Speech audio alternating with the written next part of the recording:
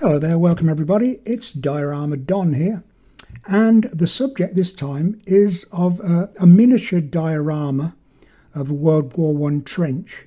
I've seen examples of this that other modelers have done, and I've always thought that they were a good idea, so I thought I'd try to make my own version. And as usual, I'll do it in an extremely cheap way.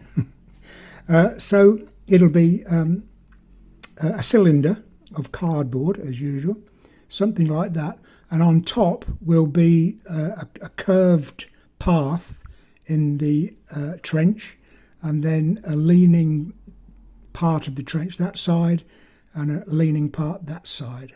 So the actual diorama will only be on this top surface. So I've elected to cut two circles, 4.5 inches diameter. Okay, that can be any diameter that you so wish. I just think that maybe this will be a reasonably good size. 4.5 inches, which is 115 millimeters, or 10.5 centimeters. So, well, I don't know, something like that. No, 11.5 centimeters. So I've cut my circles, and one will go at the bottom or the base, one will go halfway up, and then the rest of it will be the trench itself. So I need to make a cylinder.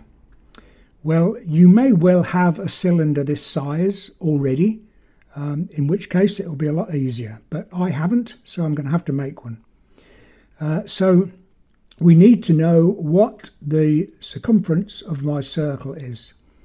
And as we all know, the circumference of a circle is pi d. Sure, you all remember that from school. I used to teach 11-year-olds maths, and we covered pi in the final year, so I'm just showing off now. So pi 3.142.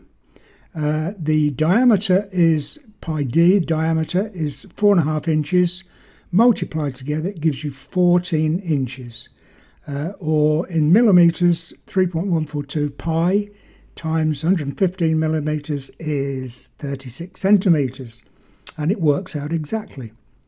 So I've cut a piece of card like so, 14 inches long, and I want this circle to be halfway like that, and this circle at the bottom like that, and then at the top I can shape once this is made the shape that I want for both sides of the trench.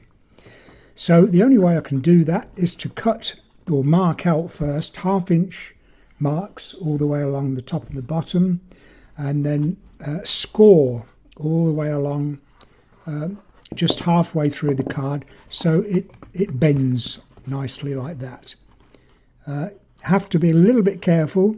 It has to go far enough through for it to bend, but not so far that you actually cut the cardboard. So a little bit tricky, but can be done. So what I've got to do now is slowly stick that hot melt glue. I'll just do about 1 inch like that, let that set, then do a little bit more, a little bit more, a little bit more, and so on until I've got that all the way around, and then do the same on the bottom. Okay, so I'll go ahead and do that, come back, and we'll see what the hell I do next. So stuck my cylinder together, put the circle in the bottom there.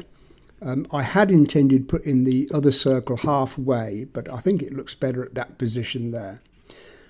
Just a cup 2.5 inches I think from the bottom. So we've got the other circle in there, that's all stuck in. Then I cut away at the cylinder at the top, coming down level with the circle there, at an angle to give the sides of the trench, or what will be the sides of the trench. Okay, so we're in that position there. I put some card in there that will represent the duck board, or the pathway, if you like, through the trench. And I'll do that with some cut up pieces of lollipop stick, so they will go all the way along the path like that. I won't do all of them. So it'll be like that all the way along the path, and then into this area here. Okay, so I'll stick those on first, but then to get in, to be able to make the sides of the trench will be extremely difficult, being so small. So I'm going to have to make them into modular units first, and then put them in when they're all painted up. So I've got a piece of card that will sit that way on that side of the trench like that, and then all I've done is cut some pieces of barbecue stick, and I've got some slightly bigger diameter doweling, 6mm I think, and that will make that side of the trench up like that. There'll be sandbags at the top to take it up to the height, but that's basically the whole of one side of the trench, like so, with these as duck boards as well. And then on the other side, I've used corrugated card, which will represent the corrugated tin, which is what a lot of the sides of the trenches were made from, and then a doorway leading into some kind of command post like that. So it'll look like that. Okay, so with that there and that there, then that's going to give me my trenches either sides of the trenches either side, and again with sandbags on the top.